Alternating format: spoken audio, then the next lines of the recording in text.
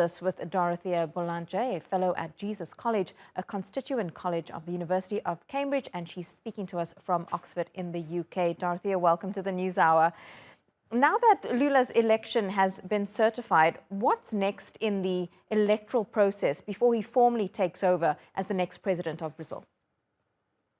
So, good morning. The next step will be his inauguration, the inauguration ceremony where power is officially transferred, and that really marks, if you want, the beginning of his new presidency. This will happen in January, and it is already announced that the former president, Jair Bolsonaro, will probably not be a part of that ceremony.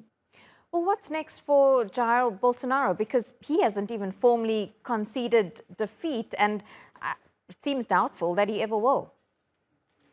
Yes, I think you're absolutely right. He's clearly walking a very fine line here. I think Bolsonaro, on the one hand, needs to be very careful about contesting formally the elections. He's already tried to do that judicially, and not only has he been rebuked, he's even been fined for a basically bad faith attempt at questioning the election's results. And he can't really take the risk legally, if you want, to be putting the Brazilian democracy in jeopardy.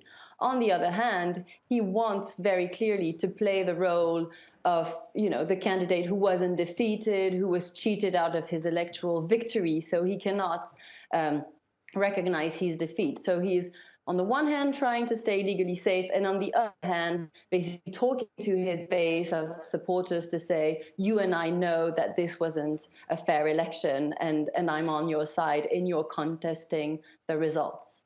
And of course, his supporters have already taken to the streets because they're angry about the election results.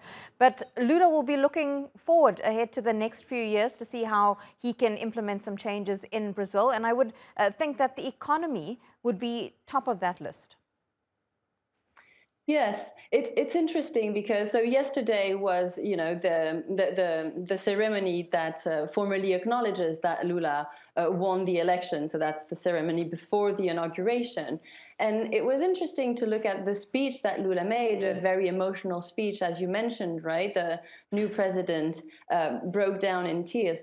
His speech was very much about democracy and the democratic structures. He was very much denouncing the use of fake news and saying that free access to, fair information would be a major challenge. So he did not actually talk about the economy. He was really locating himself at the kind of institutional, democratic level to talk about that main challenge to Brazil's future. However, I think you're absolutely right. Lula's success will depend on his economic results, very much as it did so when he was president a decade ago, because his economic results were very good, because he was able to lift a large proportion of Brazilians out of poverty while still supporting business. He ended up, at the end of his second term, being an extremely popular president. And his supporters, I'm sure, will be hoping that he'll be able to do the same with this presidency. Dorothee Boulanger live to us there from Oxford. As always, thank you so much for your analysis.